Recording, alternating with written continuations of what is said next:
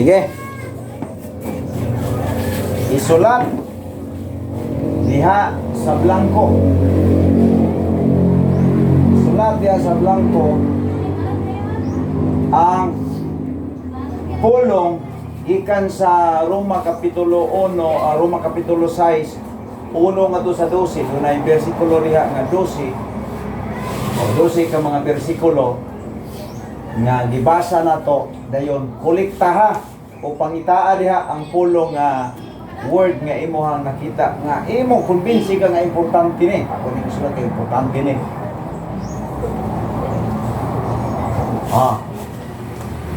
Okay.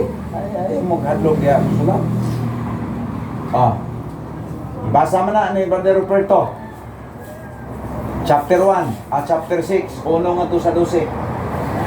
So, daghang kayong pulong diha. Daghang kayong pulong diha nga isulat ang pulong nga imong nahibaluan nga importante nimo. Diha sa blanco. Kani ako ni importante. For example, tagatong example, dili na magpakasala. Importante man na. Importante ang dili magpakasala. God forbid. Di ba na? Sa ka-word na, dili na magpakasala. Dili ulipon sa sala. Saan na naka-word? Sa pagbautismo ka na to.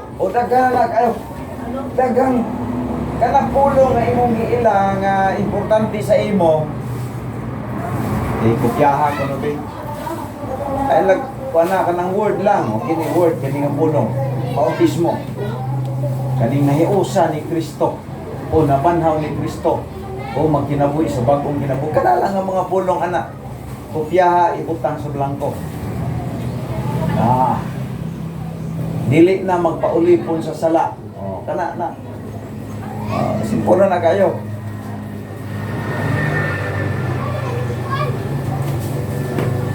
Taon-taon tang huwag ka klasik. So at least ayaw mo sa long. Abay, may school lang away bulpin.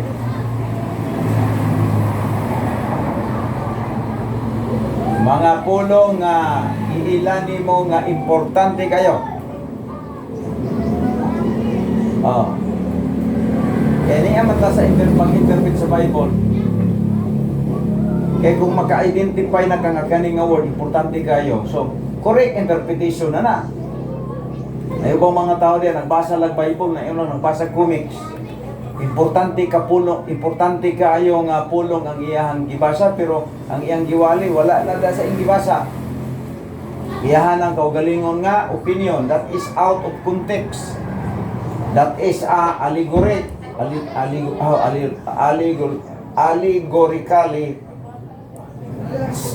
kind of preaching. Opinion. Opinion. Ilahang opinion. Mauna nga kahibalog ka sa gitawag o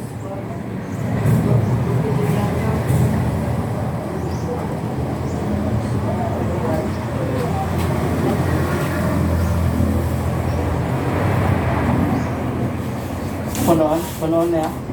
Una. Wala may bulpin. Okay, estudyante may bulpin. Lagi yan. Tama na yan. Kung tindahan mo, kung alam. Tindahan. Tulog mo ito. Katong listahan sa mga utang dito.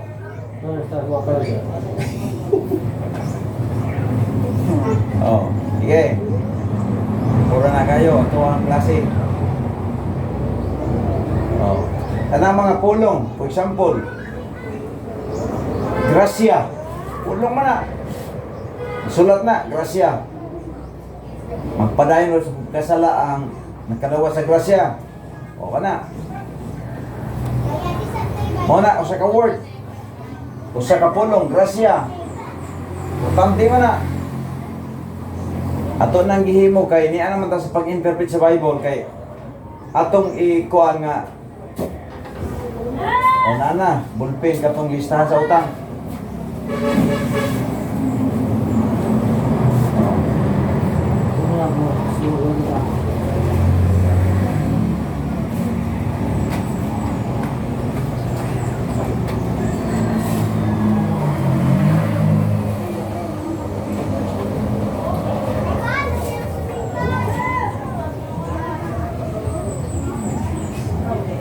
Hindi, ayaw siya ni kasihan. Kung sa English, kanang new life, newness of life, kanang resurrection, kanang sabi tawagan natin kayo chapter 6, what shall we say then? Shall be continue in sin, o kanang continue in sin, that grace may abound, kanang that grace may abound. Word importante mo na, God forbid. Importante na ang mga word. Pagkadaghan ng mga word na importante na. Ikaw, mahimo ta kag desisyon unsa nga word nga imong giila nga importante. Nga imong isulat diya sa imong papel, sa imong manual. Kung wala kay masulat diya ay nagpasabot na wala kay na dili na importanteng Bible nimo.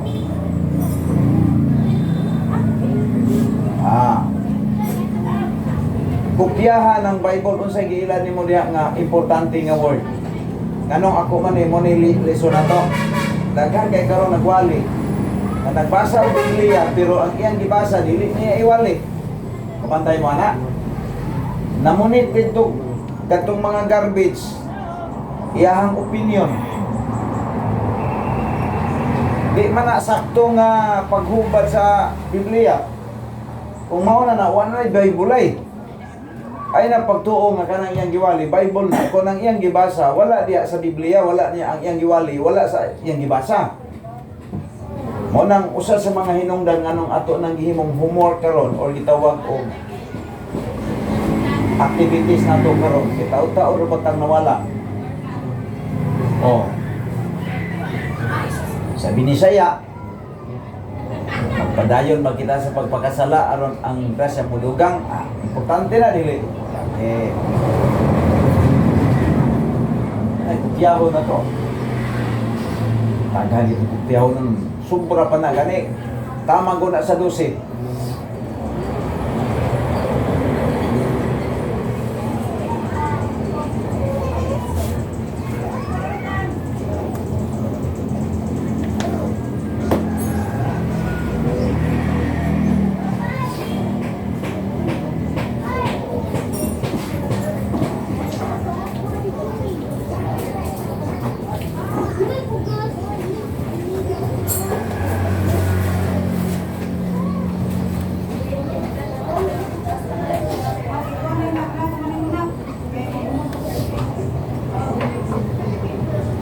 Interpret the Bible.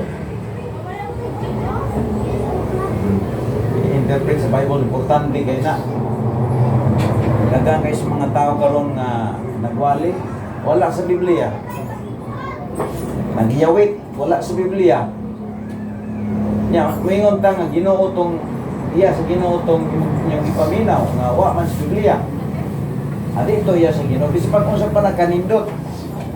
Bisan pag usa kanindot ang giwali ng tawhana nasig kay ka pero kung wala kanina sa Biblia unsa man na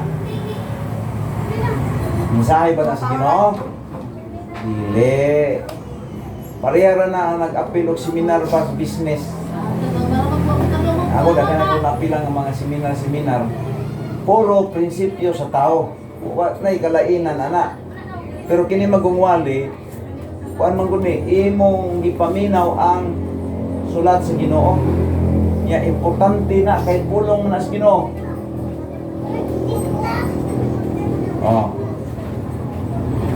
Roma 6:1 ngadto sa 12. Nagandaghan kay nang yahonon na to.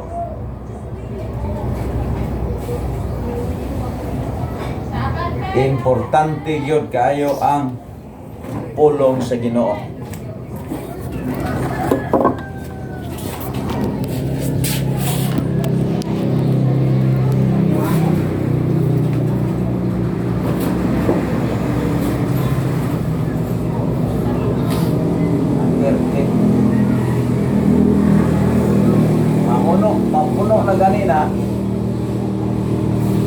Aw.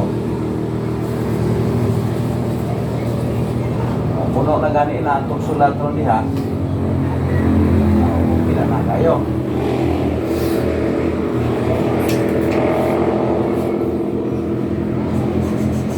Para na ko. Tanawa pa si maklaro. Suta. Oh. Wow. Sayang baik. Sayang baik. Sayang baik. Putol. Patilawa si Kuan.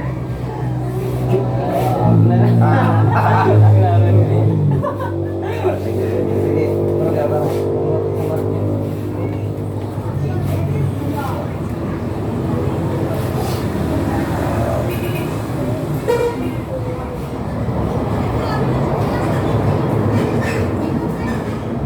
Ganito kaming klase.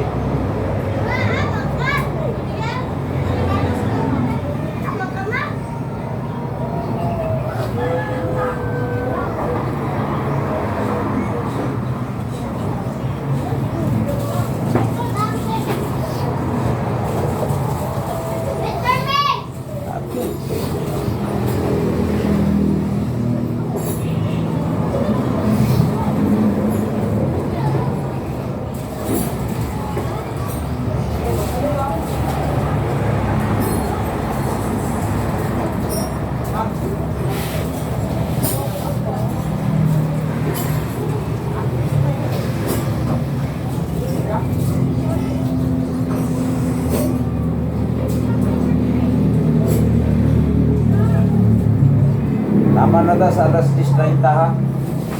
8 minutes na lang. Kaya alas 10, 21 na naman.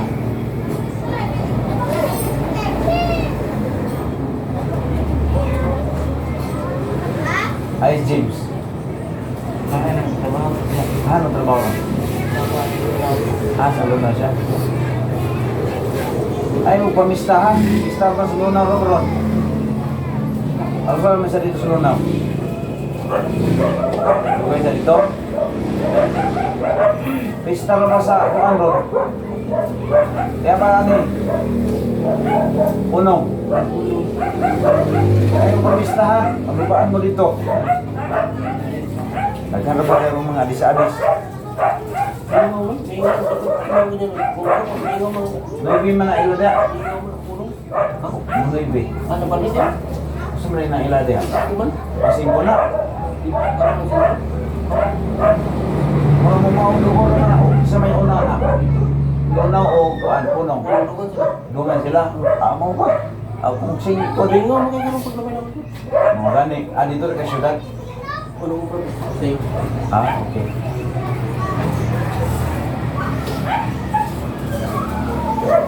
Mga pulong importante kay sa Bible. Kayo na itong klase na to. Kay kanang ilan ni mo. Ako ning mo na programa sa module na to, gamit na to. Kay kasagaran karon sa mga tao magwali, igor ang bitbiton ang Biblia, dili iwali ang nasa sulod sa Biblia. Kitama na. Gahot ng gahot. Punit lang ko sa pagkisimulo para iabono sa iyang ideya. Kining ato gani, kang naa sa Biblia, ato nang iwali.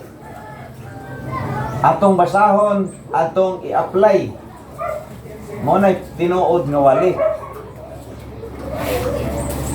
Oh.